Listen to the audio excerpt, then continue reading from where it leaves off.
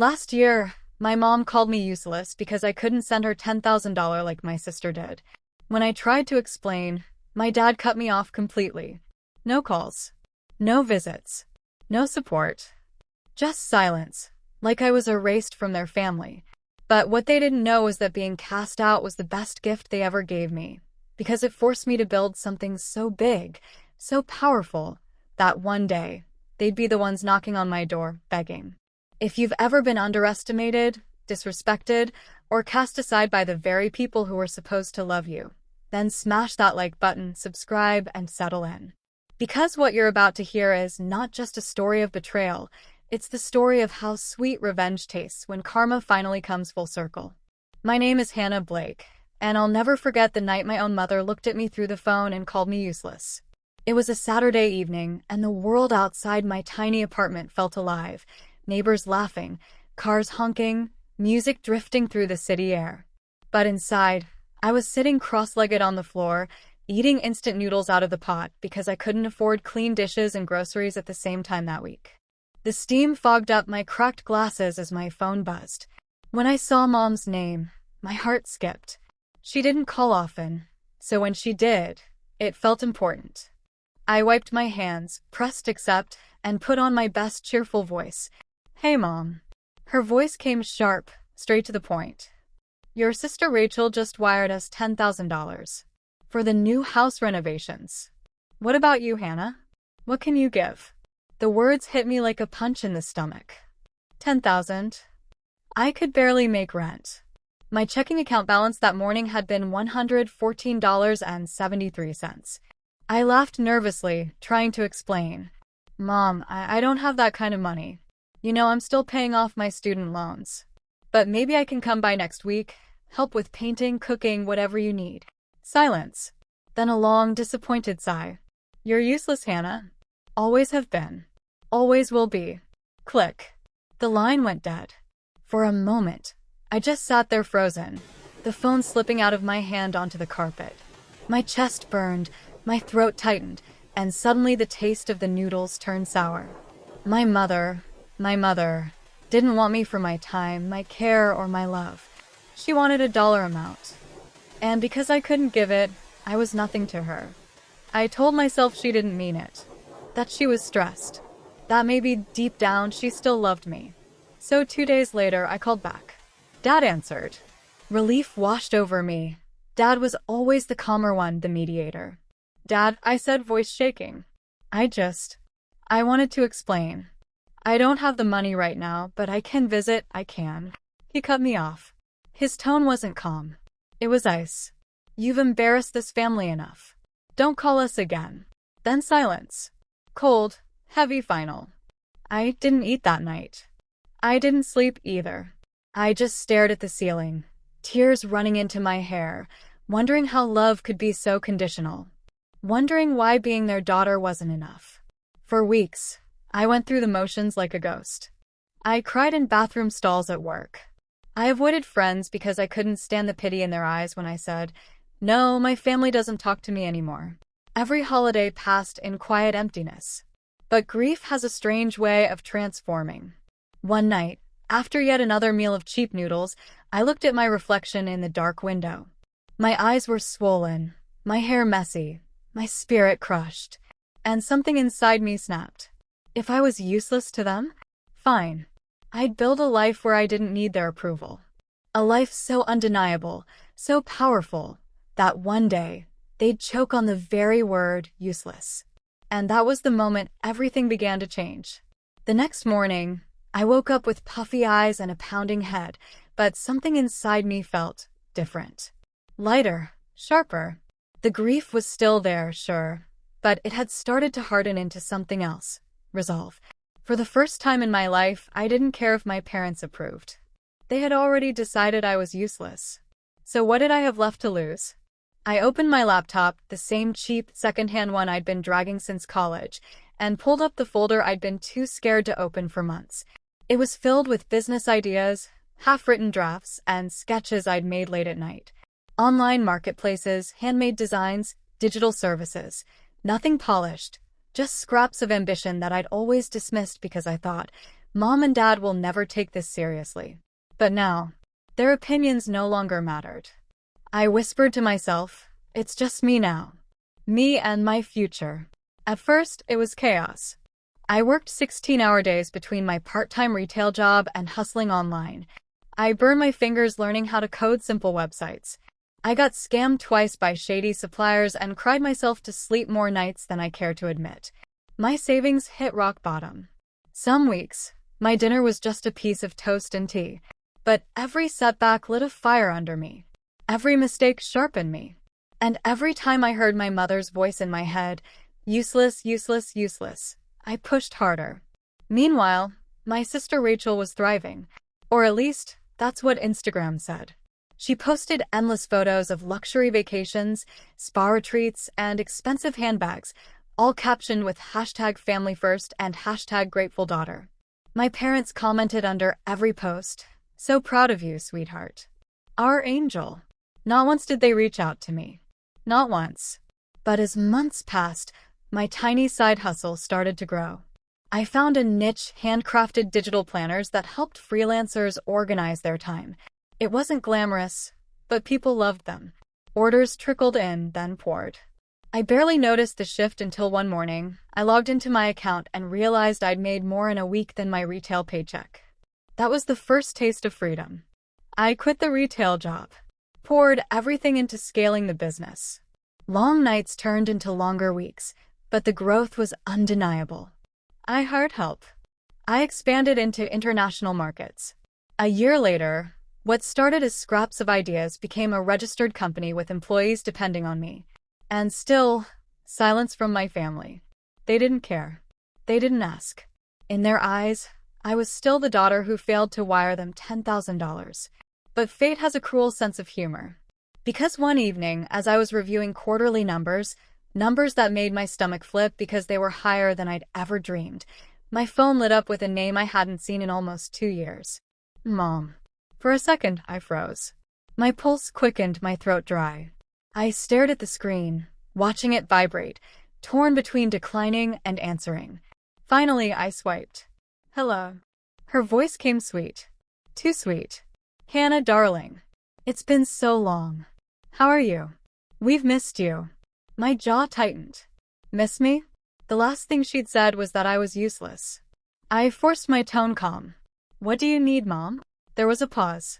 Then she sighed dramatically. Well, your father and I are in a bit of a bind. The renovation costs are higher than expected, and Rachel's been so generous. But we thought, maybe you could help too. 10,000 would make such a difference. You're doing well now, aren't you? The irony nearly made me laugh out loud. 2 years of silence. Not a word for birthdays or holidays. And the first thing she asked for was money. That night, as I lay awake, I realized this was it. The moment I had been waiting for. My parents had underestimated me, dismissed me, cut me off. And now, unknowingly, they had walked straight into the beginning of my revenge. Because I wasn't the same Hannah anymore. I wasn't useless. And soon, they were going to find out just how wrong they were. I didn't answer my mom's request right away. I let her voice linger in my head, dripping with fake sweetness, the way she said darling, as if the past 2 years hadn't happened. $10,000. The same number. The same test of love that broke me before. But now I wasn't that broke, terrified girl eating noodles on the floor. I had a 6-figure business under my name. I had employees. I had contracts lined up that would make me a millionaire in less than a year if everything went according to plan. I could have wired the money that night, just to prove I had it. But where's the satisfaction in that? No, this needed to sting. This needed to be memorable. So I played the long game. Mom, I said over the phone, voice steady, I'll think about it. Things are busy right now. She gushed, her tone dripping with relief. Of course, sweetheart. We understand. Take your time. We're just so proud of you. Proud. The word made me want to laugh until I cried. In the following weeks, I focused harder than ever on my business. I invested in marketing, hired a small but brilliant creative team, and launched a new product line that took off like wildfire. By the time Rachel posted another Instagram of her designer shopping spree, captioned #family over everything, I was sitting in a glass-walled office, signing a deal with a major corporate distributor. The numbers were insane. My company valuation crossed the $15 million mark. And with each milestone, the bitterness in my chest twisted into something else. Poor. But here's the thing about people like my parents, they smell success like sharks smell blood. The first phone call wasn't the last. Soon Mom was calling weekly. Sometimes it was about unexpected bills, other times about supporting Rachel's wedding plans. Dad even called once, his voice all business. "Hannah, it's time you stepped up. Families help each other. Families help each other." Where was that family when I begged them not to cut me off? That's when I knew. My revenge wasn't going to be about money. Writing them a check would only make me their ATM, not their equal. My revenge had to be about exposure. About truth. About forcing them to see me not as the forgotten daughter, but as the one who didn't just survive their betrayal. She thrived because of it. The opportunity came sooner than expected. One evening, Rachel herself called me. That was rare. She usually just posted passive-aggressive captions on Instagram. Her voice was soft, rehearsed. "Hannah, hey. I heard your business is doing well. Mom and Dad mentioned it." "That's amazing. Listen, I was wondering, would you like to come to my engagement party next month? We'd love to see you." The word love again. Like it was a button they could just press to erase the past. I paused, then smiled to myself. "Sure, Rachel. I'll be there." She sounded thrilled. "Perfect. It'll be at the country club. Black tie, of course." And just like that, my stage was set. For weeks, I prepared. Not just my dress or my entrance, but my proof. Contracts. Press releases. Bank statements. I wasn't going there as the forgotten daughter. I was going there as Hannah Blake, CEO. The woman they threw away. And the woman who didn't just rise, but soared higher than their golden child ever could. The night of the engagement party, I slipped into a black gown that shimmered under the light, a gown I bought with money they once swore I'd never have. As I walked into the country club ballroom, every eye turned. Conversations paused. And there they were, my parents, clutching champagne glasses, beaming at Rachel. When my mother saw me, her smile faltered for a split second. My father stiffened. Rachel's eyes widened. I approached slowly, each step deliberate, as if I was walking not into a party, but into my revenge. The ballroom shimmered with gold chandeliers, polished marble floors, and laughter that smelled of money. Waiters glided between tables with trays of champagne flutes, and the air buzzed with the smug confidence of people who thought they belonged at the top of the world. I smoothed the skirt of my gown, my pulse steady despite the storm brewing inside me. This was no ordinary party. This was my battlefield. As I crossed the floor, conversations quieted. Some recognized me, some didn't. But all could sense something in the way I carried myself, like I wasn't just a guest, but a reckoning. My parents stood near the stage, glowing with pride beside Rachel, who sparkled in a designer gown, her diamond ring catching the light. Their laughter was loud, practiced. When my mother's eyes landed on me, her smile froze. "Hannah," she breathed as though she'd seen a ghost. I smiled sweetly. "Hi, Mom." "Dad." "Rachel." Rachel's eyes flicked up and down my gown, her jaw tightening. She hadn't expected me to shine tonight. She'd expected the same small, struggling Hannah from years ago, the one they called useless. "Surprised to see you," Dad muttered, his tone sharp under his fake smile. "Why?" I asked softly, tilting my head. "I'm family, aren't I? Families help each other, or so you told me." His lips pressed into a line. Rachel recovered first, her voice dripping with condescension. "Well, it's good you came. Maybe you'll finally see what success looks like." She gestured to the room, to her fiancé Mark, who was shaking hands with businessmen across the floor. "This is what hard work gets you." The old Hannah would have shrunk, nodded, swallowed the insult. But not tonight. I stepped closer, my voice low but sharp enough to cut. "You're right, Rachel. This is what your kind of success looks like. Pretty pictures and family money. Mine looks a little different." Mom forced a brittle laugh. "Now, Hannah, let's not make a scene. Rachel's night isn't about competition." Oh, I'm not competing, I said, pulling a sleek black folder from my clutch. I'm just here to share something. I motioned toward the stage. Rachel frowned, but the DJ, thinking it was part of the plan, handed me the microphone. The crowd hushed, curious. My parents stiffened, Rachel's face flushing. I stood beneath the lights, my voice clear, steady, commanding. Good evening, everyone. My name is Hannah Blake. Some of you know me as Rachel's younger sister. Some of you don't know me at all. But tonight, I'd like to introduce myself properly. I opened the folder, pulling out crisp documents. 2 years ago, my parents told me I was useless. They cut me off for not sending them $10,000. They erased me from their lives. What they didn't know was that they gave me the greatest gift, freedom. Because in that freedom, I built something they could never imagine. Gasps rippled through the room. My mother's hand flew to her mouth. I held up the first paper. This is the valuation of my company. $15 million and climbing. A murmur spread across the ballroom. The second paper. This is my most recent contract with a national distributor, projected to double that valuation in the next year. People whispered, heads turning, eyes wide. And then I looked directly at my parents. So no, I didn't send $10,000. I couldn't then. But I could buy this entire ballroom tonight if I wanted. And I wouldn't owe a cent of it to you. The silence was deafening. Rachel's fiancé shifted uncomfortably, his hand dropping from hers. Guests leaned in, some smirking, some whispering behind manicured hands. Rachel sputtered, her voice shrill. You're lying. This is some stunt to humiliate us. I smiled coldly. Funny, Rachel. Because Forbes doesn't usually lie. I handed a guest near the stage a glossy magazine, its cover featuring me, my company's logo in bold. I brought several copies just in case. The guest raised it high, the cover gleaming under the chandeliers. Murmurs turned to shocked exclamations. Phones whipped out, flashes going off. My parents looked pale small, like the chandeliers above had dimmed just for them. Mom. Dad. I spoke softly now, but every word carried. All you ever wanted from me was money. Not love, not time, not me. Just dollar signs.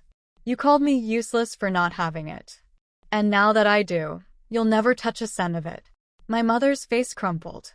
Hannah, please don't do this here. We can talk privately. No, I said firmly. Because you didn't betray me privately. You humiliated me, cut me off, told me I embarrassed the family. You erased me without hesitation. So I'll return the favor in front of the very people you wanted to impress. Rachel's fiancé, Mark, finally stepped forward, his voice uneasy. Hannah, is this true? Rachel's face burned red. Of course not. She's exaggerating. She's always been jealous of me. But her voice cracked. The guests weren't buying it. Not with the evidence in their hands. Not with my calm poise against her frantic denial. Mark frowned, his eyes narrowing. If this is real, then what else haven't you told me? Rachel's lips parted, but no words came. Her image, her perfect golden facade, shattered in real time. I let the silence hang for a moment, savoring it. Then I placed the microphone back on the stand. Enjoy the rest of the party, I said smoothly. I know I will. I walked off the stage, my heels clicking against the marble floor like punctuation marks to every sentence I'd just delivered. The crowd parted for me, some whispering, some clapping softly, others looking at my parents with open disdain. Behind me, my mother's muffled sobs, my father's furious hiss, Rachel's panicked protests, all melted into background noise. For the first time in my life, I wasn't the forgotten daughter. I was the storm they never saw coming. And the best part? I hadn't spent a single dime to do it. I only gave them what they gave me. Humiliation, rejection, and the truth they couldn't escape. That night, I didn't just walk out of the country club. I walked into the rest of my life. Untethered, unapologetic, and finally free. The drive home from the engagement party felt surreal. My phone buzzed nonstop. Text messages, missed calls, even social media notifications. Strangers tagging me, guests whispering my name online, business partners congratulating me on the best PR stunt they'd ever seen. But I didn't feel like celebrating. Not yet. I sat in my car, parked outside my apartment, staring at the city's skyline. For the first time in years, I felt whole. Not because I'd embarrassed them, but because I'd proven something to myself, that I was never useless. The next morning, the real fallout began. Rachel's engagement party had become the talk of the town, but not for the reasons she wanted. Videos of my speech circulated online. Guests gossiped openly. Some praised me, others criticized me, but the truth was out there. The useless daughter had become the one thing my family valued most: successful. By the end of the week, Rachel's fiancé Mark had called off the wedding. Word spread that he didn't appreciate being blindsided by her lies, her obsession with appearances, or her refusal to acknowledge the truth. Rachel's perfect world crumbled. Her Instagram, once filled with lavish photos, went silent. My parents tried to do damage control. Mom left me voicemails in her trembling voice, each one more desperate than the last. "Hannah, we're sorry. We never meant to hurt you. Families fight, but we're stronger together. Please, let's start fresh." Dad's tone was different, still sharp but strained. "This has gone far enough. If you care about your reputation, you'll stop this circus. Come home. We'll work it out privately." Privately. That word again. They wanted to sweep everything under the rug, to pretend the years of neglect and cruelty didn't exist. But I didn't answer. Not one call. Not one message. Because I finally realized I didn't need closure from them. Their approval had been my prison. And walking away, truly walking away, was my revenge. Weeks turned into months. My business soared higher than ever, fueled partly by the publicity of that night. Investors called. Opportunities opened. My name, not Rachel's, became the one people in our community whispered about with admiration. And my family? They withered in silence. Invitations stopped coming. Their social circle shrank. Without Rachel's big wedding to flaunt, without the golden image to project, they had nothing left but the truth. One evening, nearly 6 months later, I ran into Mom at the grocery store. She looked older, smaller, her eyes darting nervously when she spotted me near the produce aisle. "Hannah," she whispered, clutching her basket. "Please, can we talk?" I looked at her for a long moment. For years, I had dreamed of this moment, of her begging, apologizing, acknowledging the pain she'd caused. But instead of anger, all I felt was distance, like I was looking at a stranger. "No, Mom," I said gently but firmly. "We said everything we needed to at Rachel's party." Her lips quivered. "You don't understand. We were under pressure." "I understand perfectly," I cut in. "You valued Rachel for what she could give you. And you discarded me for what I couldn't. That's not family. That's a transaction. And I'm done being currency." Her eyes filled with tears, but I didn't wait for her reply. I walked away, my heels clicking against the tile, each step echoing with the freedom I'd fought for. That night, as I sat in my apartment overlooking the city lights, I thought about the word useless. How it had once crushed me, how it had haunted my dreams. And now, it made me smile. Because I wasn't useless. I never had been. I was resilient. I was powerful. And I was free. The truth is, revenge isn't always about destroying the people who hurt you.